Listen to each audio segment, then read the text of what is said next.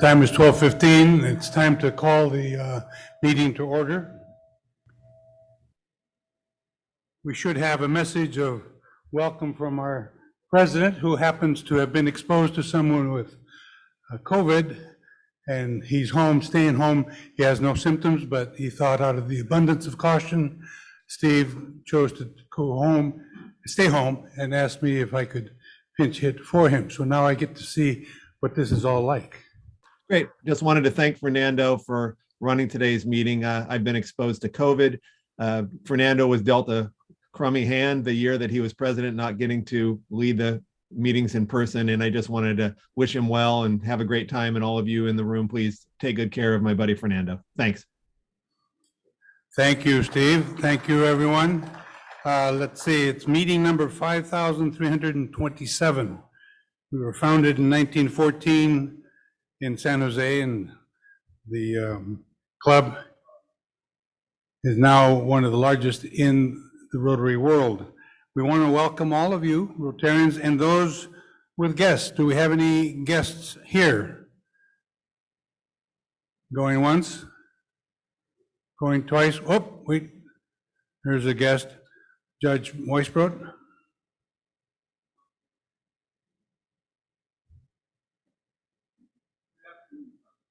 Good afternoon. Good afternoon, President. Yes, thank you. My guest is John Antone, who's a software professional who's worked both in technology and accounting, finance, and has fairly recently done some work for NASA. He's right here, and please welcome him. Welcome, John. Mike Block. President Fernando, Mike Block, Building Construction, Block Construction. It's my pleasure to again introduce Anna Glenn, who is the Donor Relations Manager from Sacred Heart Community Service. Thank you, Anna. Thank you very much. Next, we have the greeting line was Los Amigos de Washington, thanks to Kathy Wiley and her entourage. Chris Wilder. He stepped down as president and executive director of Valley Medical Center Foundation. And I spoke with him this morning to ask if he had any words for you. And he says he misses everyone and he's looking forward to getting back into Rotary as soon as possible. We wish him well. So, introduce new members. Chris Metzker, please come up. Your sponsors, Tim Gill.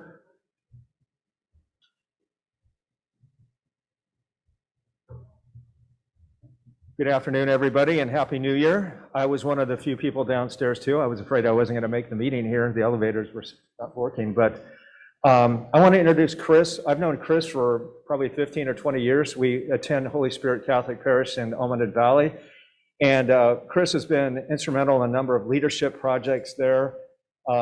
With homeless, and also one interesting fact about Chris is he's made 8 mission trips to Nicaragua to work side by side with the villages there in very difficult conditions with 99-degree temperature, 99% humidity, where he works along the villagers with really hard labor, water projects, developing showers, clean air kitchens, and building schools. So Chris has got a heart of a Rotarian, and I'll let him tell you a little bit more about himself right now. Chris Metzker. Thank you, Tim, and thank you all for being here today. As Tim said, my name is Chris Metzker. I'm a native Californian and almost a native San Josean, with our family moving up here in the mid-60s. Except for going away to Cal Poly to get my degree in civil engineering, I've lived here the rest of the time since then.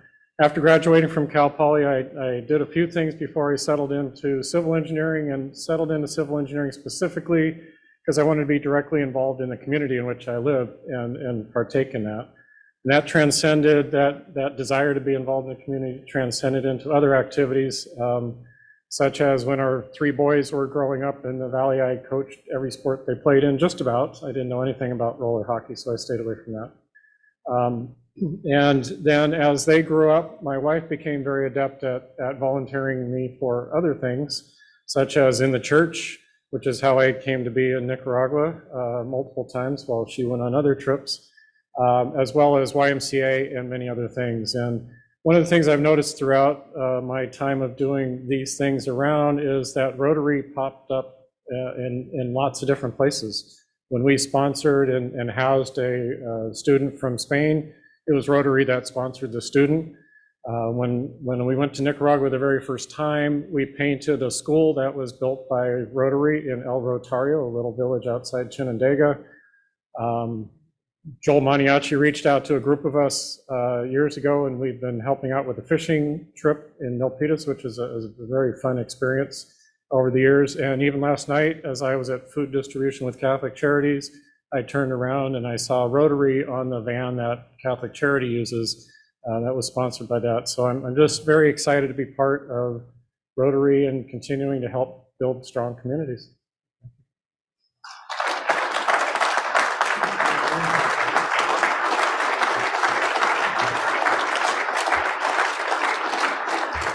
One of the few times we returners give a standing ovation. Next, we've got Stephanie Belansky Fair. She is sponsored by Leah Schnur. Both of you come up, please. Stephanie Belansky Fair. Welcome. Hi, I'm Leah Schnur. It's my privilege and honor to introduce Stephanie today.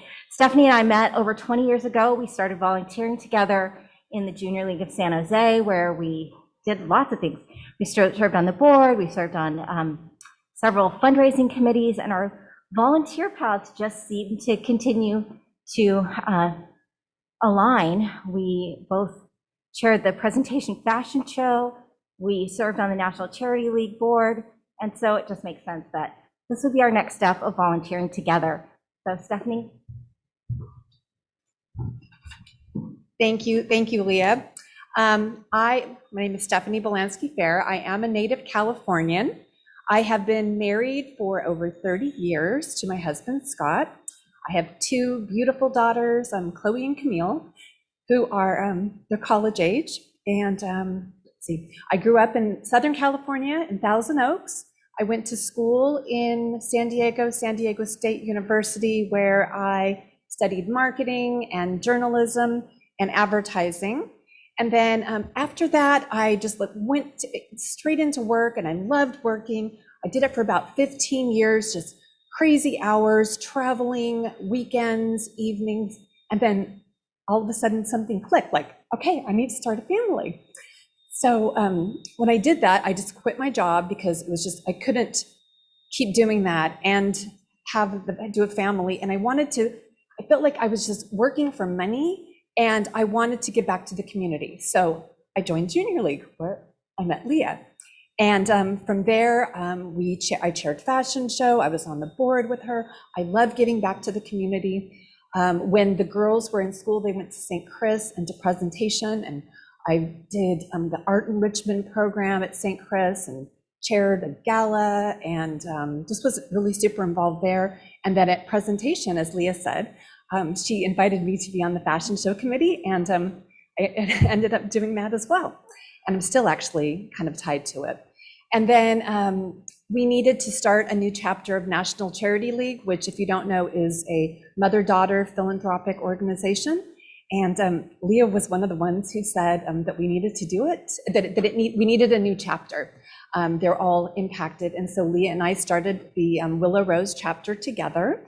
And then anyway, and here I am. I love giving back to the community. I'm excited to be part of an organization that is involved in the community. I look forward to meeting you all. Another little tidbit about me, I like traveling. My favorite places that I've been to are Egypt, Iceland, and I love Paris. And I love sewing. I volunteered at Children's Musical Theater, and one of my favorite things there was doing the costume design and sewing. And anyway, that's me.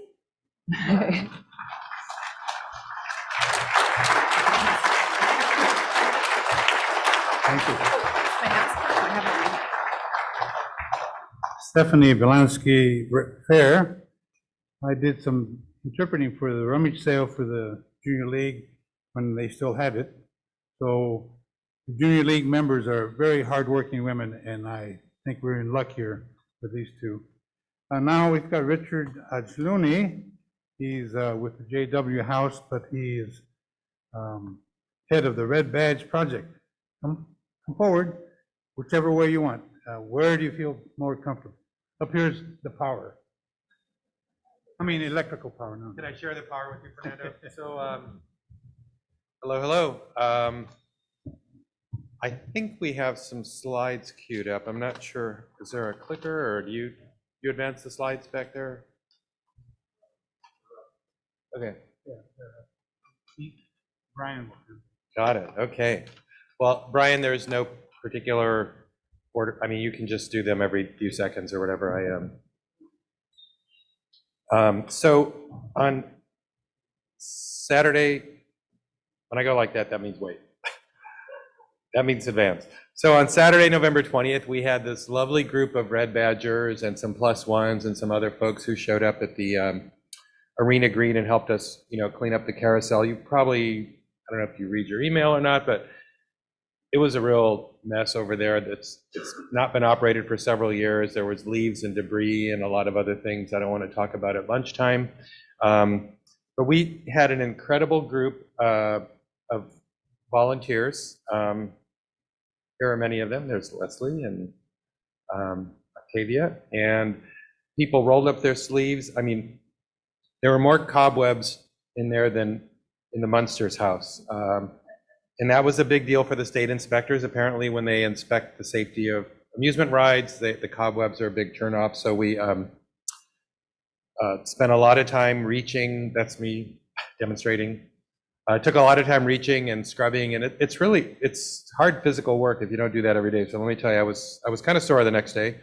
The perimeter fencing is very porous. It allows leaves and debris to get inside there, and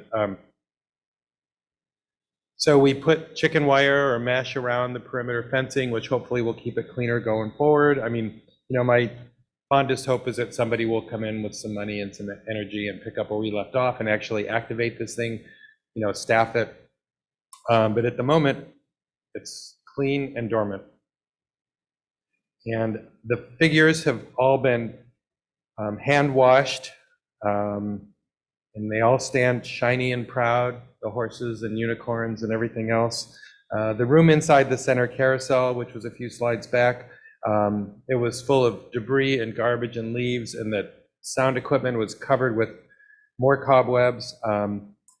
So thank you, Pat. No more cobwebs. The area is all clean.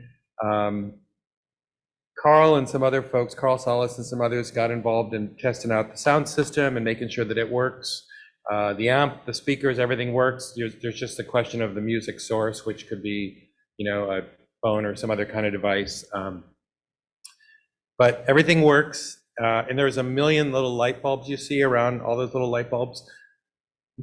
Many of them were burned out. So we had some, I know Trisha, because she's tall, and a couple other folks, got up there and just physically tested each bulb, and then they put masking tape on the ones that were burned out so that whoever comes in there after us knows which bulbs to change. So that's great. There's Trisha, true story of Scouts in action. And there's Bob. And there's Bob. So that's how we all felt at the end of the day. And one more slide. I want to thank the 20 or so people who came and helped out. I want to thank whoever made those donuts, because they were really good. And Trisha brought some filled donuts that were even better. But this was a really good project because it was low skill and everybody got to help and everybody got involved, and the outcome was tangible, and we can, you can drive by and see it anytime. I was there yesterday. It still looks pretty good. I mean, the next step is what's the next step and who's going to pick up the ball. Thank you.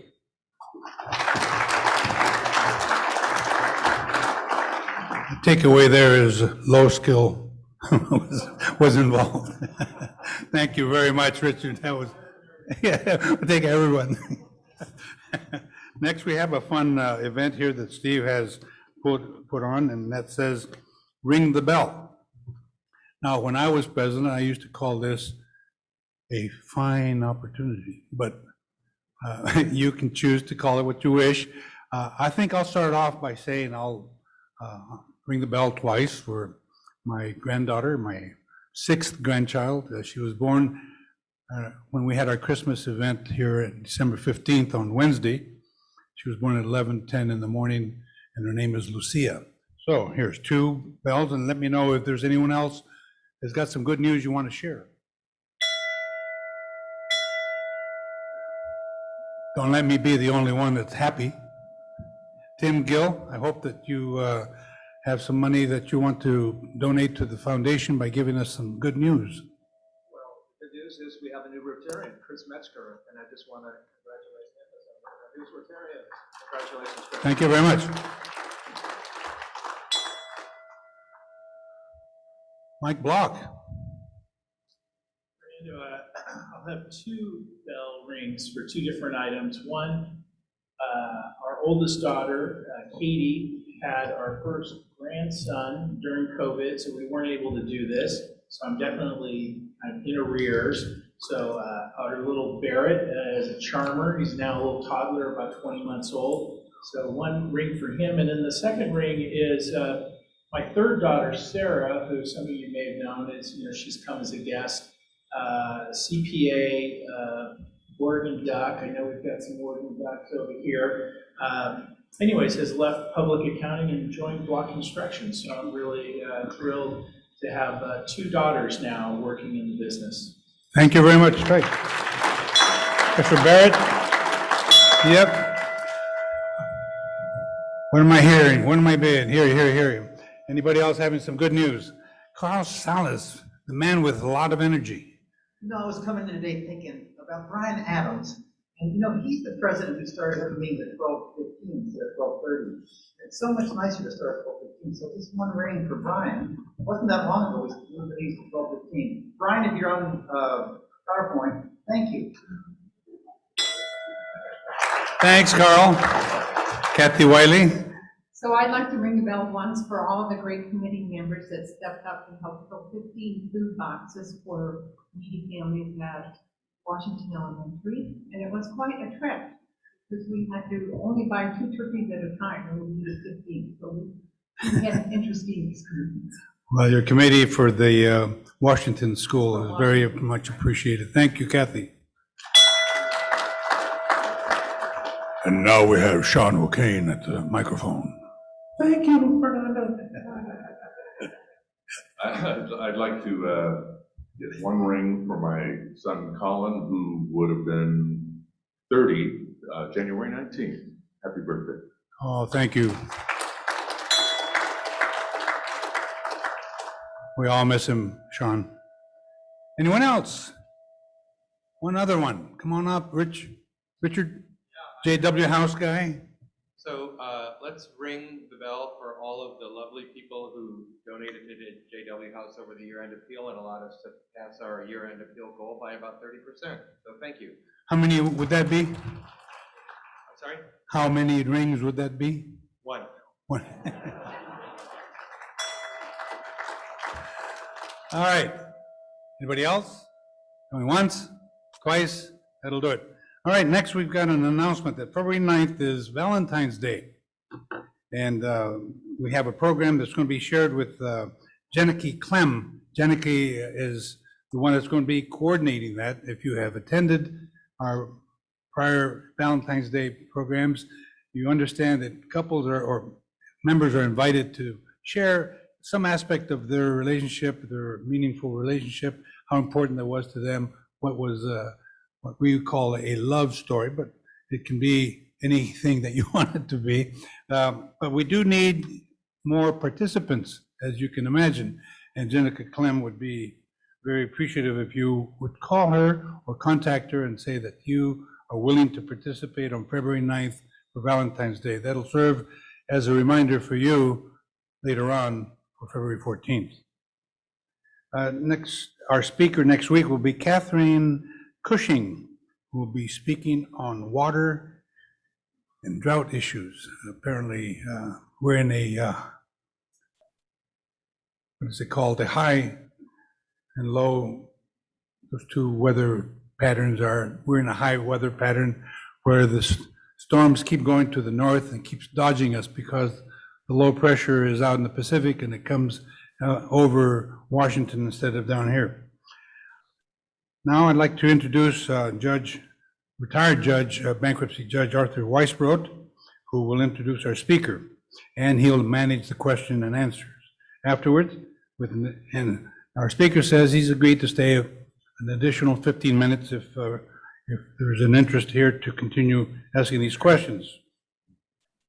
Okay, Judge Weisbrot.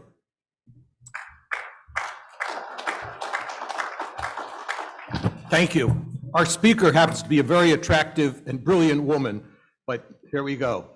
Nicole Perloff spent a decade as the lead espionage and sabotage reporter for the New York Times.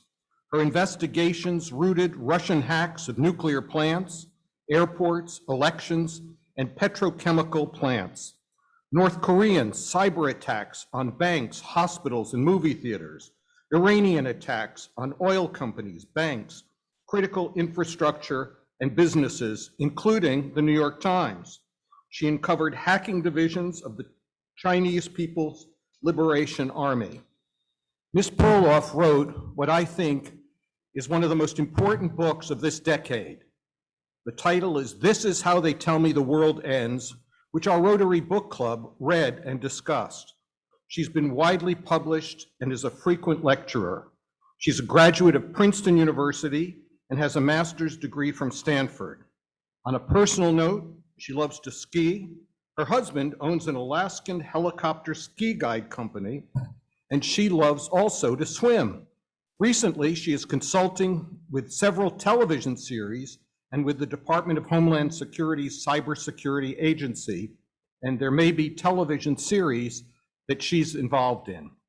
She loves the Warriors and the 49ers, but the light of her life is her 3-year-old son, Holmes, who is appropriately named after Sherlock Holmes.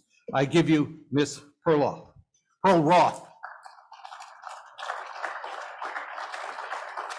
Thank you for having me. I know I've spoken to some of you before at the Palo Alto Men's Club and also in different Rotary contexts.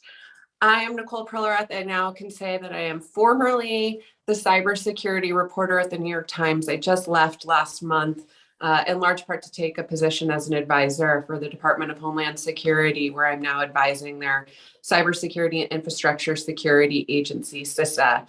And the reason I chose to do that was really difficult to think about leaving journalism. But the reason I chose to do that is because I felt like I had done all I could do at the New York Times as a journalist with this book that I just wrote, This Is How They Tell Me the World Ends. And it was really time to put my money where my mouth is and go out there and roll up my sleeve. Can you hear me okay? I'm just hearing We can hear you well. Okay, great. So I was hired 10 years ago at the New York Times. And the reason I like to start there is because I like to take people and hold their hand, to walk them through the journey that I've been on, and also just talk a little bit about how much has changed in terms of cyber threats over the last decade. So when I was hired at the Times in 2010. And I think at the time, quite honestly, they just wanted to CYA and say that they had a cybersecurity reporter on staff who could cover a little bit about the cybersecurity industry on some corner of their website over there. But very quickly, I found myself knocking on people's doors and saying, hey, I think what's going on in cybersecurity needs to be on the front page today and every day. And almost a blessing and a curse was the moment the New York Times actually realized that they had been hacked by China. So I had learned from someone in our cybersecurity team that there had been a breach. And very graciously, they allowed me to embed with our cybersecurity team, and then Mandiant, which was a little known startup at the time, but is now FireEye, a publicly traded company, and also the FBI to some extent, as we watched the guy we came to know as the Beijing summer intern roll into the New York Times networks at 9 a.m. Beijing time and roll out around 5 p.m. Beijing time. And what we were worried was initially an attempt to sabotage the New York Times printing systems ahead of the upcoming elections that year, but actually ended up being an effort to sort of dig out sources behind some of my colleagues' stories in China who had been exposing a lot of corruption among the families tied to CCP leaders. And what I learned in embedding through in that attack was, one, wow, companies in the United States, journalists, individual journalists, are now expected to defend themselves from advanced, patient, well-resourced nation-state spies. That is what is happening here. And the other thing is, just as an American citizen, you have this feeling of, okay, great, the FBI is coming tomorrow. Surely they're going to have these guys in handcuffs and they're going to see an inside of an American jail cell. That just doesn't happen. Every day, American corporations and journalists and nonprofits and think tanks and federal agencies and state and local agencies and critical infrastructure is being hacked by, in many cases, nation state adversaries, and there is no consequence to what they are doing. You know, we can indict those guys that I personally outed in the pages of the New York Times in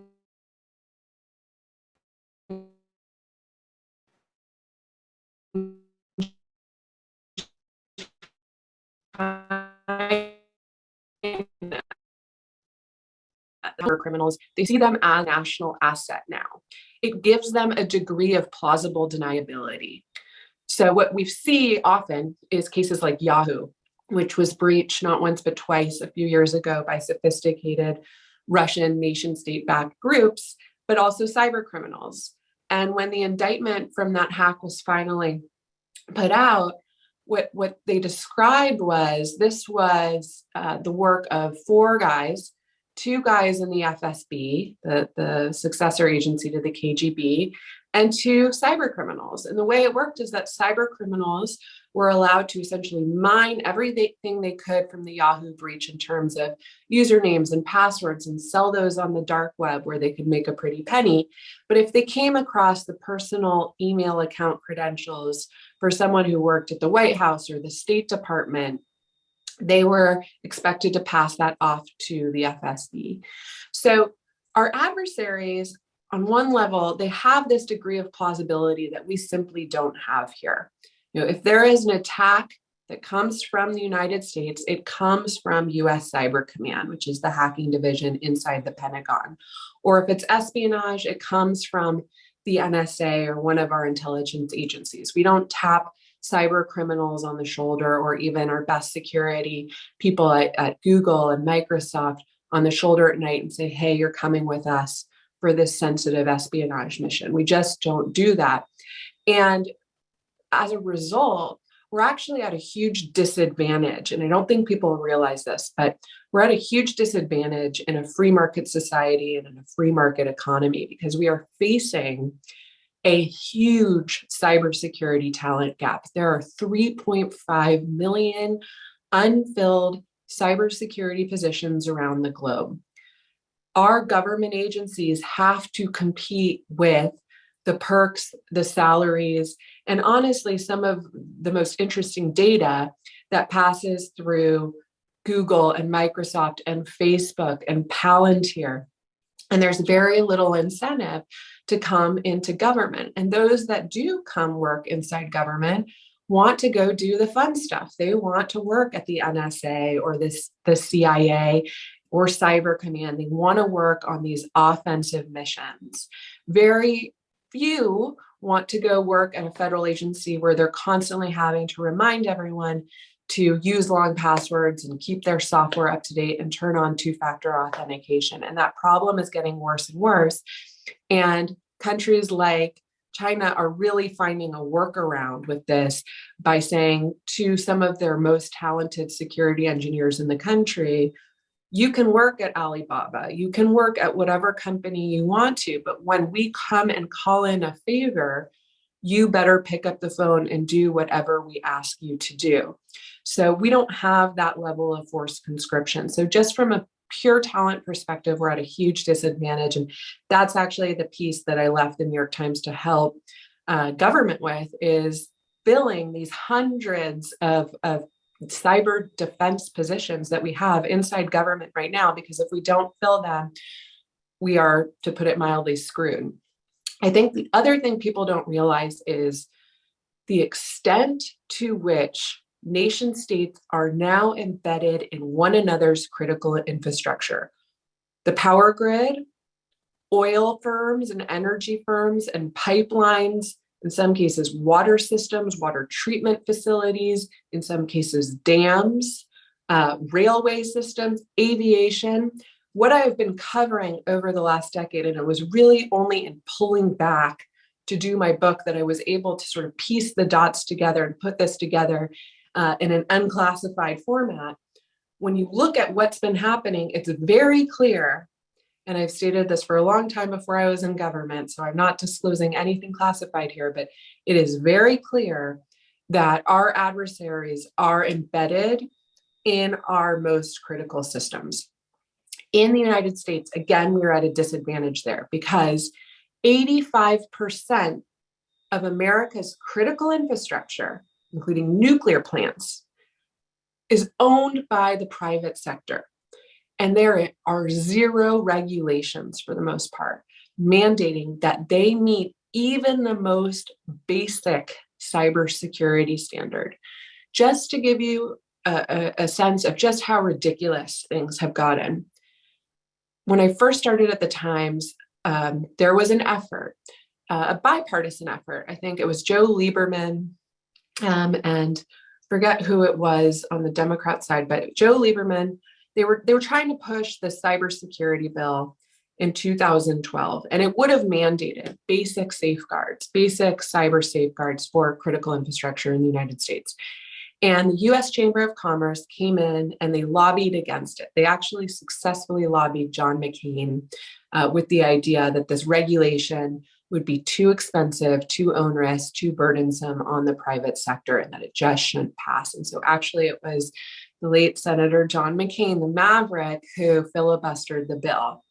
Now, at that very moment, turns out the U.S. Chamber of Commerce had been hacked. And for me, it is probably the hack that will always stick with me. I've now covered thousands, but that one was particularly visceral. Why?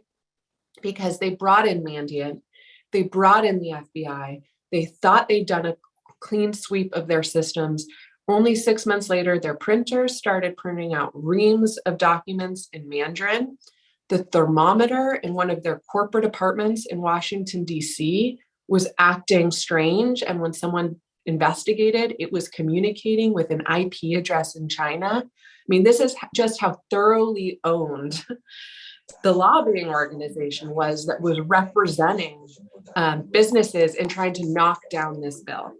And so the bill never passed. And over the last 10 years, there's just been nothing.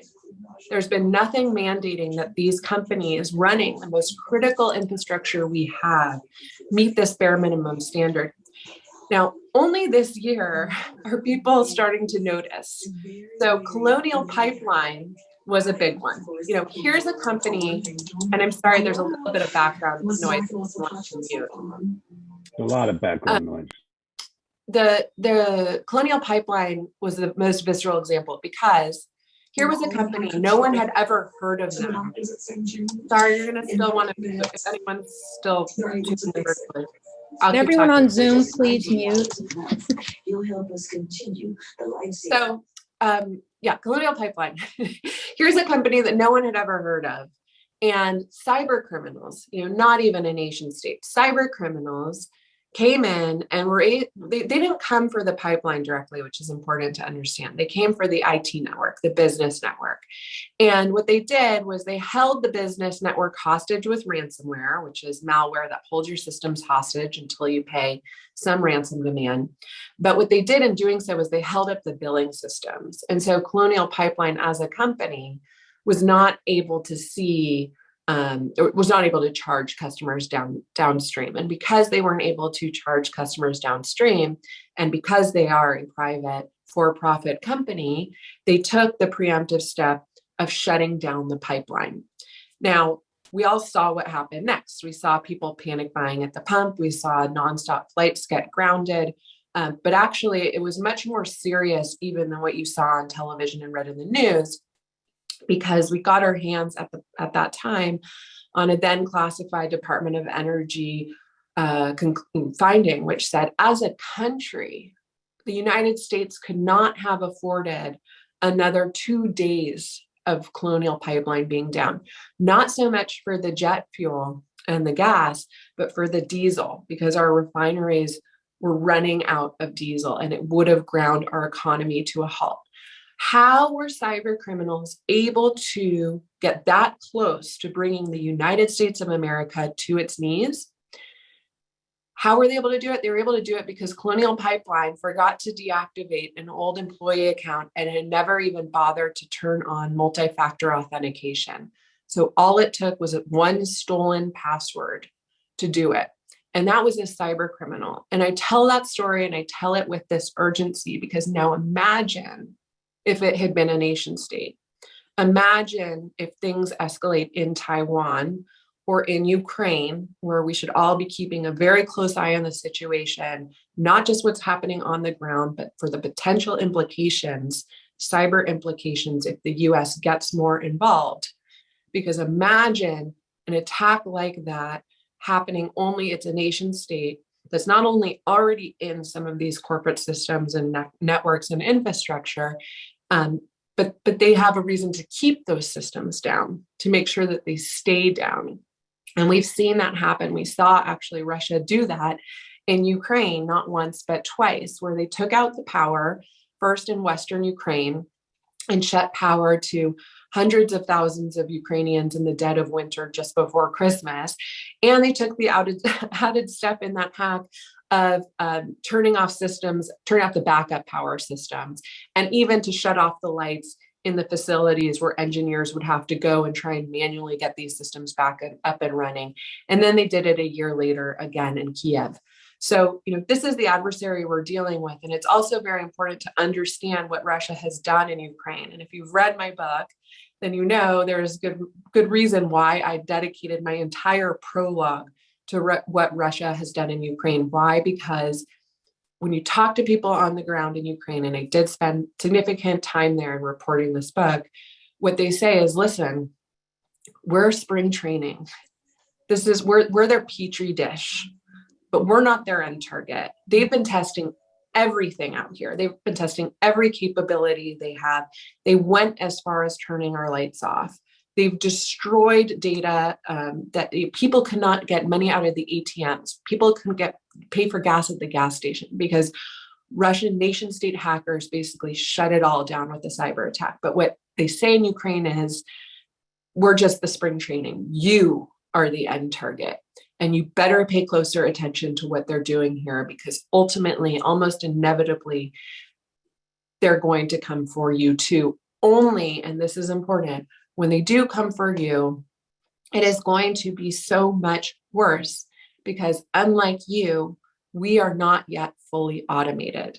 In Ukraine, they are still conducting elections on pen and paper. They think it's insane to use ballot marking machines with no paper trail.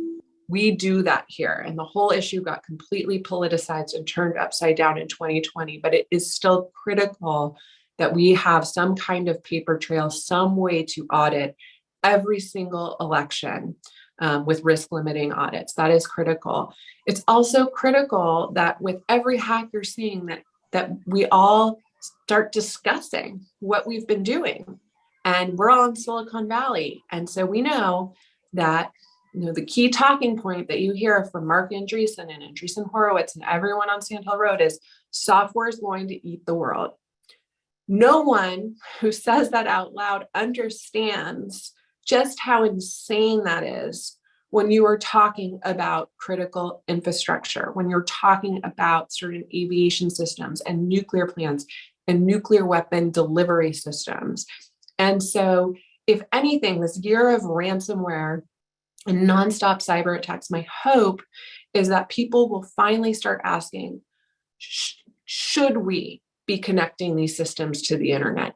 Should we be baking software into these critical systems? We've been doing it because we can, because of cost, because of convenience, because we want to create this frictionless society, because we want to move fast and break things.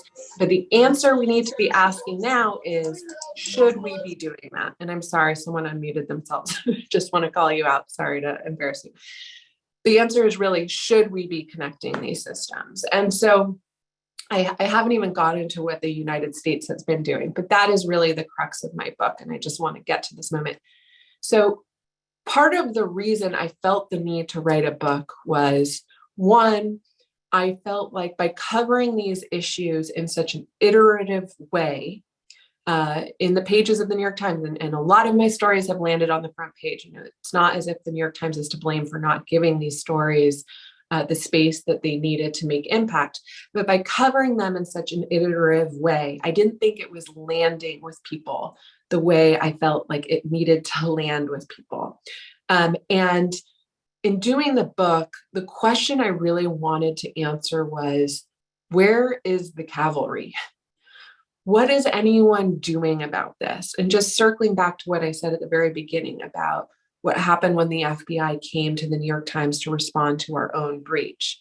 It was clear, like, there is no cavalry here. You know, we gave them our logs and they said, thank you very much. They closed their binders and we never heard from them again. And what I learned in researching this book was that in some cases, in actually the majority of cases, we have over tilted on offense and we have neglected cyber defense.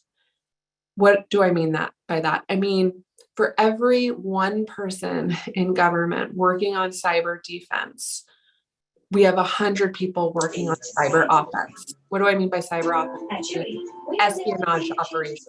I mean, hacking the infrastructure of our adversaries, of hacking the Russian grid, of hacking Iran's nuclear plants. We're focused on what we call active defense, forward defense. This idea that so long as the United States can maintain a foothold in adversary systems and glean the intelligence necessary to see what our adversaries are up against, perhaps we can create a deterrent. Perhaps we can get an early alert system going to understand what our adversaries are planning before they hit our shores. And unfortunately, it's not working. Unfortunately, some of those very sophisticated attacks that the United States has pulled off, like the Stuxnet attack, which some of you may be familiar with, which was a joint operation by the United States and Israel to hijack Iran's nuclear program by hacking into the rotors that spun their uranium centrifuges and slowly over a period of several months and then years taking them out. That was the most sophisticated attack the world has seen.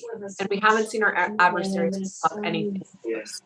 But unfortunately, they are catching up.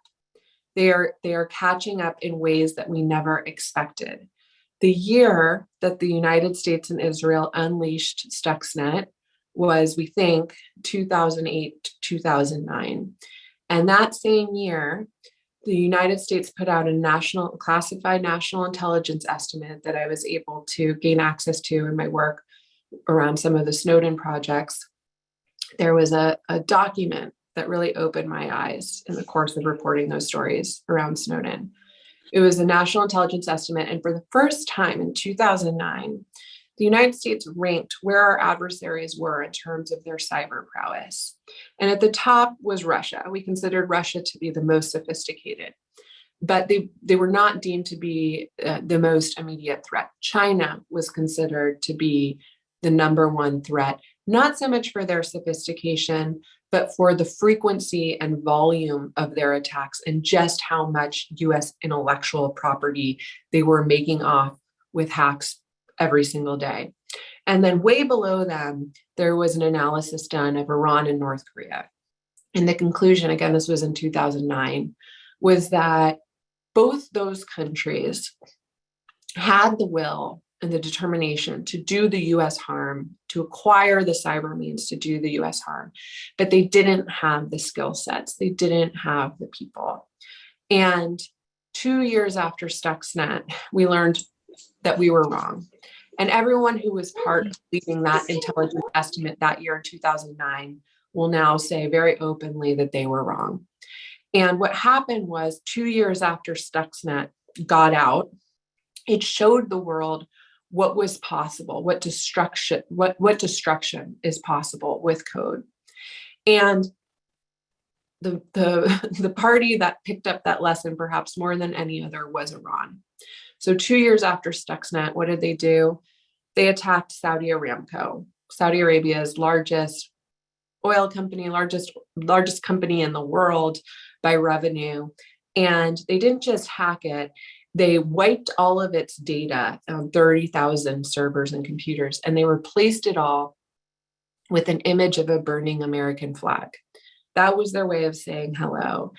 And for the United States, it was this wake-up call that actually our adversaries don't need a Stuxnet to do the United States harm. They actually just need rudimentary wiping code that just can wipe your data clean, that can paralyze your systems.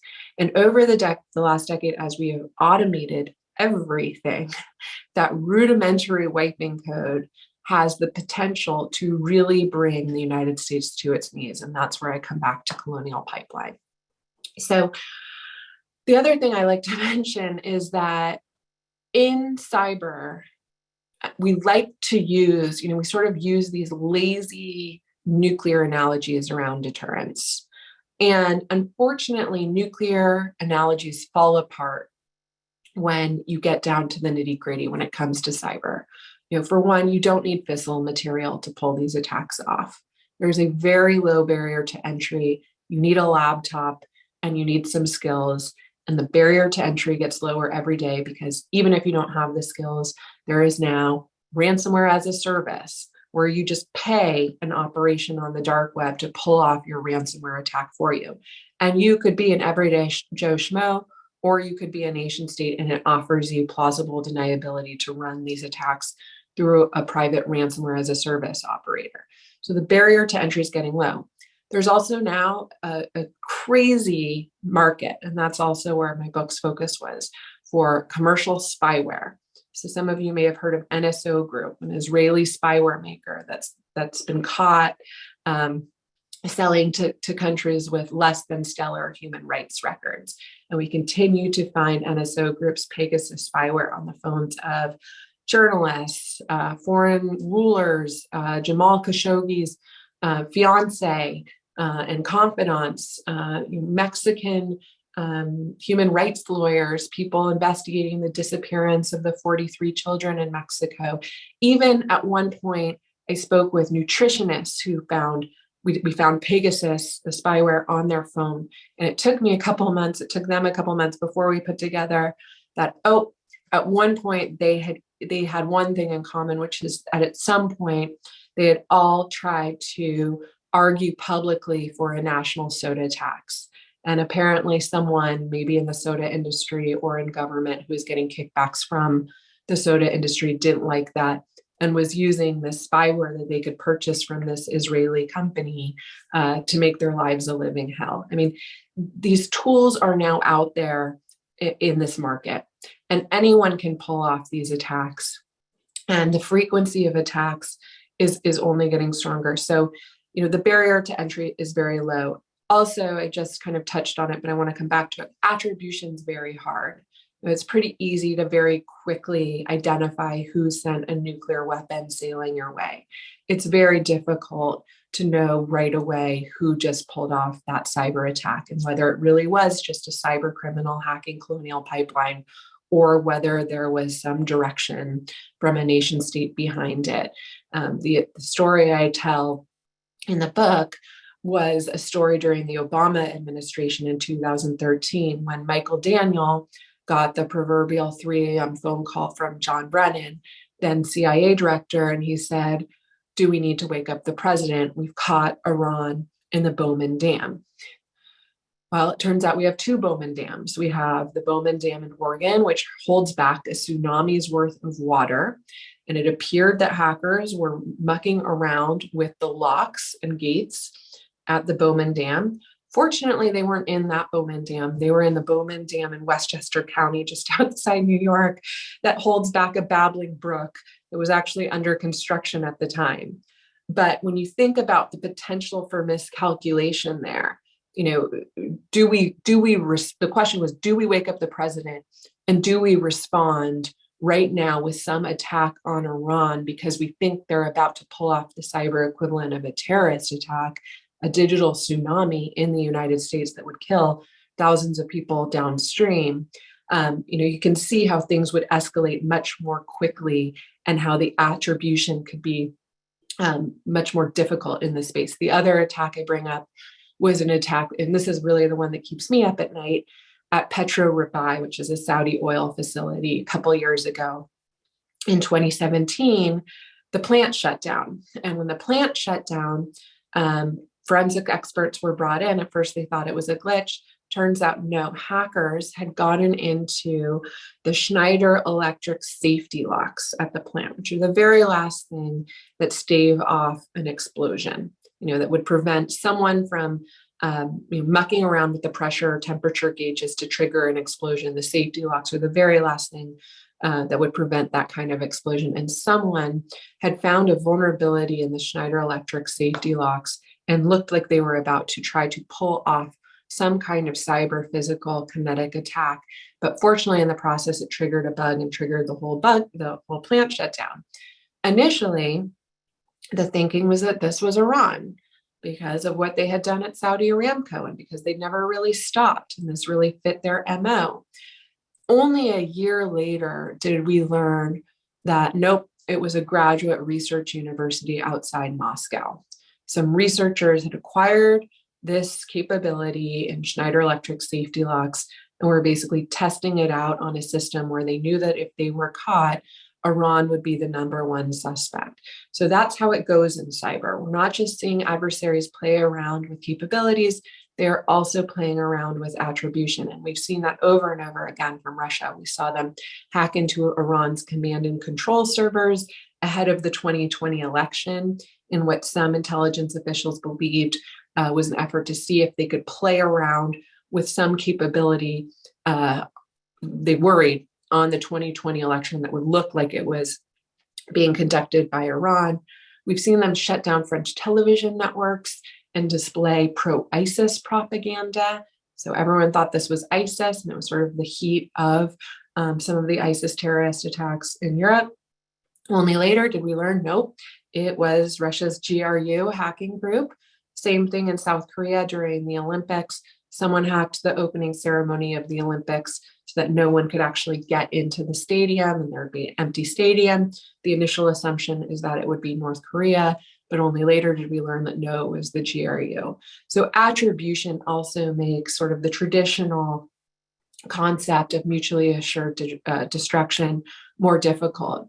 The other thing is, and I have reported with my colleague David Sanger, the United States has hacked very aggressively into Russia's critical infrastructure. In 2019, David and I reported a story that said that Trump had given Cyber Command new powers. Under Obama, the president had to sign off on every cyber attack that Cyber Command pulled off. Under Trump, for whatever reason, those rules were loosened, and we learned that Cyber Command was hacking the Russian grid. And so we went to the National Security Council and said, we're about to publish this. What say you? We assumed we'd be in for some sort of difficult conversation. And instead what they said was, go right ahead. In other words, they wanted Russia to know we're in their system so that Russia might think twice before hacking American systems here. And so without any rules, without any regulations, without any international norms, we've all sort of bumbled into this new era of mutually assured digital destruction, where everyone is trying to push the boundaries to see what will trigger a response. But right now, what people don't understand is usually when we catch these attacks on our soil, the Colonial Pipelines, the initial conclusion is that we should just respond diplomatically with sanctions. Why? Why are we constantly picking the low-level diplomatic penalty? Because we're still so vulnerable, because we always have to worry, what will these countries do in response? So I'll stop there and we'll take any questions from you, and we can go from there. Just a reminder, there's some of us on the phone who might like to ask questions. Thank you.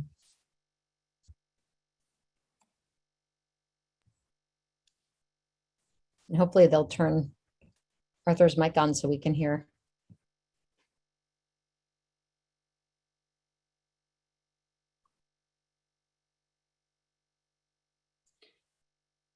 Okay, so I just saw a great question from Pat Riley I'll take, which is the recently passed executive order on cybersecurity going to have any impact on our nation's security? So here's where I have to give credit where credit is due. This administration understands, okay, we have a serious problem here because we have adversaries in our systems and we don't even have visibility into those systems because we're the United States and we don't want the NSA buried in domestic systems. And these companies have no regulation requiring them to meet this bare minimum cybersecurity standard. I mean, if you were going to design the most vulnerable system, that's sort of what it would look like. And that's what the United States looks like today. So what the Biden administration did with this executive order was clever. What they said was, okay, we have no control over the private sector that governs our critical infrastructure. Who do we have control over? We have control over federal agencies and we have control over contractors because we pay their bills. So what they said was, here are the standards. They put them out and they said, federal agencies, you have to meet these and you have to meet these within a very tight deadline. Like enough is enough time to get everyone's house in order. On contractors, they did something that was the first stick we have seen in terms of cybersecurity policy in this country. What they said was, contractors, you need to meet these standards, but we're not going to make you go to some third-party auditor. We're going to cut the red tape for you. We're going to let you self-certify that you meet these standards. But the catch is that if we catch you lying to us, you are banned from ever doing business with the federal government again. That is a powerful stick, because think about Colonial Pipeline. If Colonial Pipeline had self-certified that they used two-factor authentication, and then we had that ransomware attack, and it showed that no, they didn't have two-factor authentication, they would be banned from ever doing business with the federal government again. That pipeline butts up against federal systems and networks, and so it would put them out of business. So that is no small thing. The other thing it does is I think it should be read closely and widely as a template for what I hope we can expect in the future for those private sector critical infrastructure companies. So it's an aspirational document, but it also has some teeth to it, and it's the only teeth we've really seen in this space. I'm just going to keep picking them from this. Let's see. If someone could read them aloud, actually, I'm having trouble. I would, but I can't, you can't hear me. Now we can. Now we Hey, can. Arthur. Can you hear me? Now we can, yeah. Okay. Will the fear of mutual destruction keep countries from massively attacking each other? And what about terrorist organizations that do not have the vulnerabilities like power grids? Mm-hmm. So the answer is, I don't know. You know, is the fact that Cyber Command made a loud show of their hacks of Russia's power grid, is that why Putin didn't do more to interfere with the 2020 election? I don't know. You'd have to be a fly on his wall to answer that question. Did it keep the SVR, which hacked SolarWinds, which we haven't talked about, a Texas company that's used by every federal agency and used it, Russia's SVR. If you haven't heard about this attack, please educate yourselves because it's a serious one and it's still going on. They are still inside our systems. Russia's SVR hackers actually used SolarWinds, an American company, as a conduit. They got into their software update in their build code. So when SolarWinds clients, and they are used by more than 400 of the Fortune 500 and every major US federal agency, when those clients downloaded SolarWinds software update, they also got a Russian Trojan horse.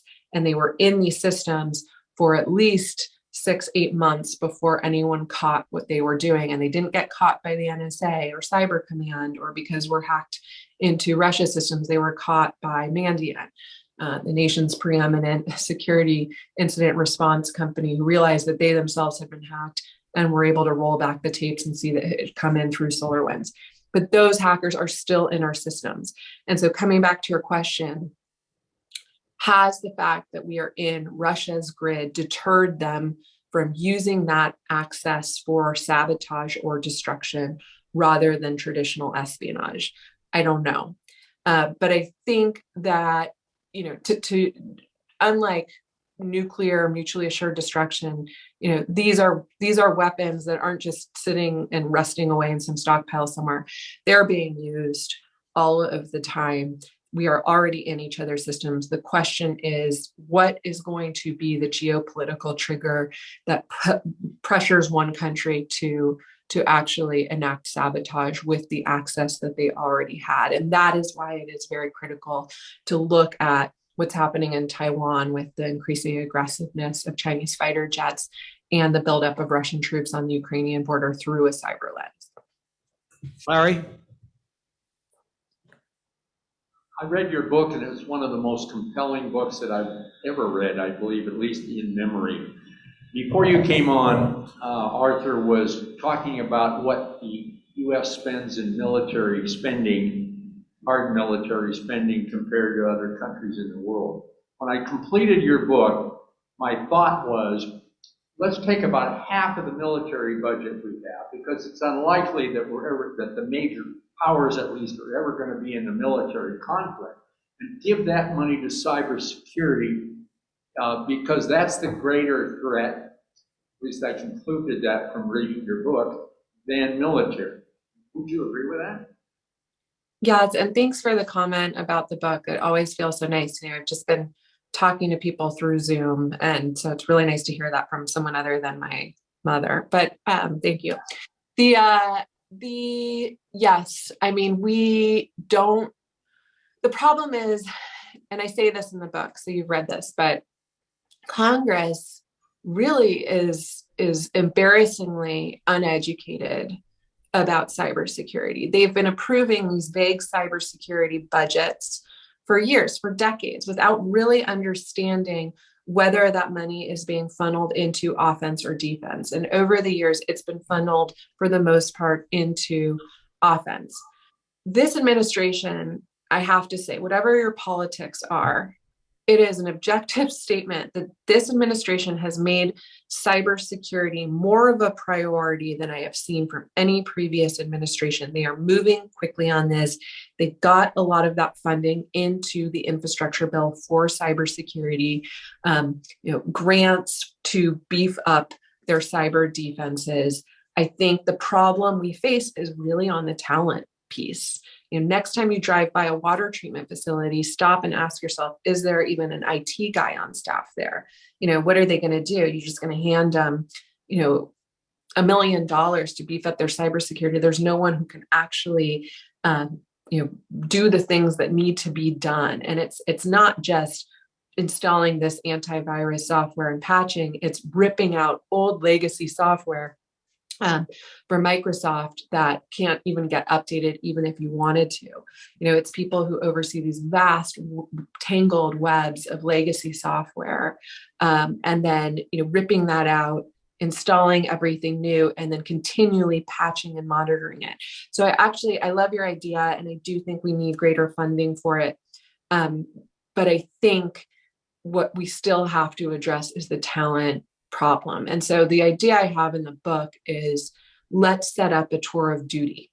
The same way that medical residents have to go do a stint at the VA as part of their training, I think engineers, you don't even have to be a security engineer. I think you should have to go work inside government to patch, clean up, defend federal agency systems, local and state agency systems, critical infrastructure companies.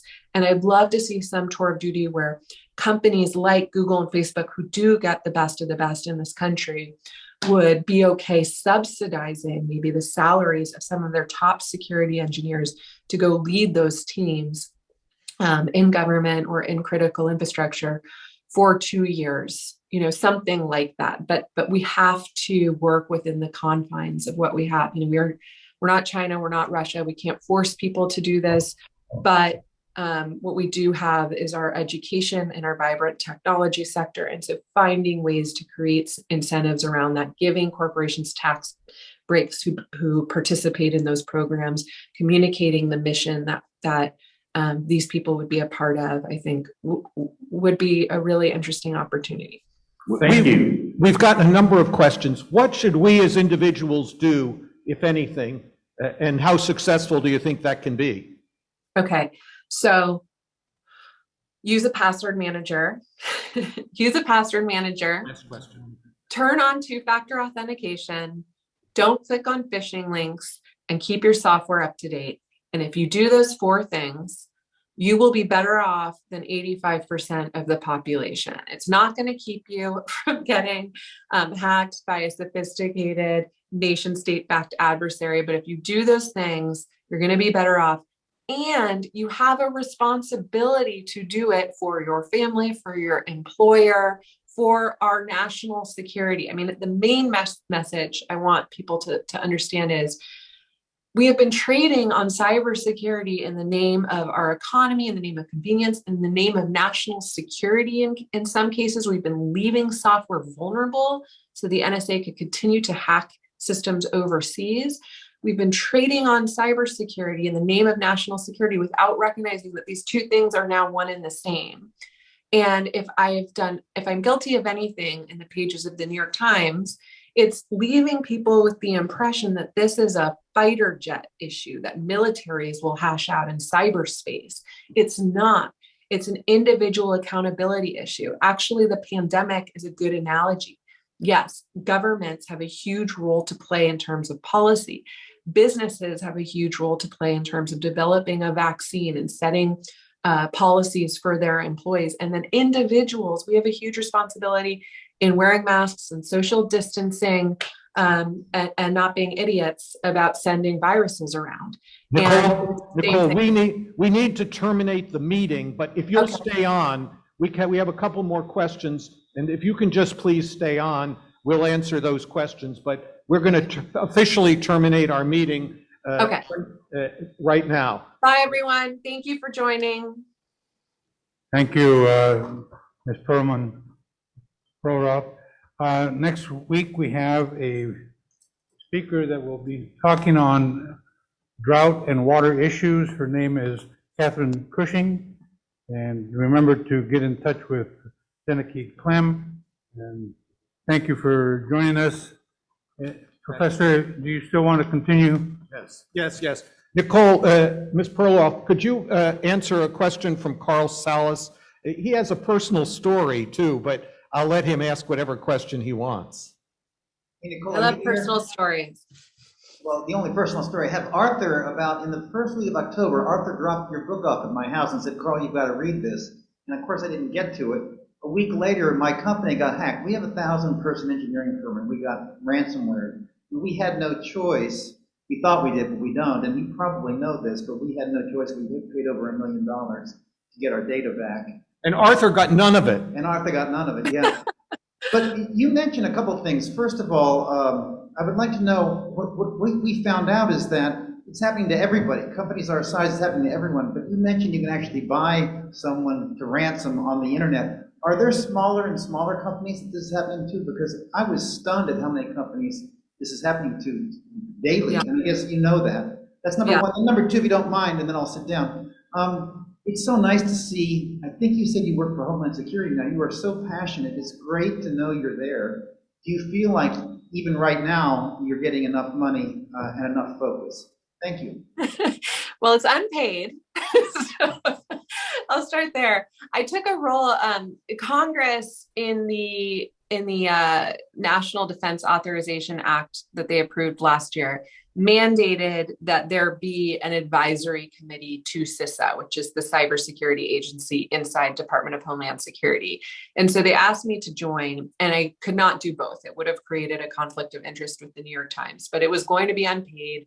But there were going to be these subcommittees that work on these issues that I highlight in the book, like the workforce crisis, like how do we improve cybersecurity in our critical infrastructure, like disinformation and misinformation, et cetera, et cetera. And so I felt like, if you've read my book, the whole epilogue are my ideas for how to solve these problems, and to turn down an opportunity to actually sit in the room, even though it is unpaid, with people who I think can actually move the needle on these issues felt like a no-brainer. I couldn't turn it down. So that's why I'm doing it. And I'll have to, find my paychecks elsewhere with advisory work.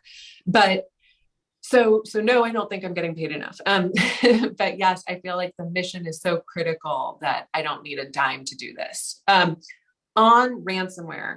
So, yes, it's happening in smaller and smaller companies. Actually, my husband, talk about personal stories. My husband, and I don't know if this was in the introduction, owns a Alaskan helicopter ski guide company. And they called me one day and they said, we've been ransomware. What do we do? Who would ever think an Alaskan helicopter ski guide company would be a target for Eastern European cyber criminals? That is just how insane things are. Now, you're going to hate when I tell you this, but what ransomware is in some ways a blessing and a curse. It's happening to everyone, but what it is it's just the most visual edge of this vast ocean of cyber attacks I've been covering for the last decade that most people couldn't see or chose not to look at or understand. If you could see how much intellectual property was carted off from American companies over the last decade by Chinese hackers, you would be horrified. If you could see Russia's, a blip wherever Russia was inside our pipelines, our oil companies, our power grid, you would be horrified. But you can't see it because the people who do these attacks intentionally want them to not be seen. Ransomware, it's seen. You can't hide it. It holds your whole system hostage. Customers notice. You can't communicate with employees. Employees notice. And just in case you think you can hide it, ransomware groups now have this 1-2 punch where they're not just hijacking your data and your networks and holding your systems hostage. They're now actually doing the second extortion where they say, if you don't pay us, we're going to leak your executive communications online, a la what North Korea did with Sony to embarrass you. So some companies that are getting hit find that actually they do have backups for their systems, like JBS, the main, I think one of the world's biggest meat processors, that was hacked earlier last year, or 2022 now. But they still paid because they didn't want their emails leaked out. So why is that a good thing? I think it's because it's finally giving Americans an accurate picture of just how serious and prolific cyber threats are. What I say about ransomware is it is penetration testing in the United States of America. It is showing Americans just how vulnerable our systems are. And it's finally, as a journalist, it's so frustrating to cover these things. And then people are like, is it really that bad? Do I really have something to worry about? I'm just Joe Schmo. I'm so boring. Is it really that bad? And my answer is always yes. Have you been reading what I've been saying? Well, ransomware is sort of doing the work for me because, finally Americans are asking questions like, wait, how are we this vulnerable? Why are we this vulnerable? How did we get here? What's the government doing? Why is the software so vulnerable? How are we going to stop it? Who's stopping it? And finally, people are actually hearing the hard, cold truth, which is this is a systemic problem.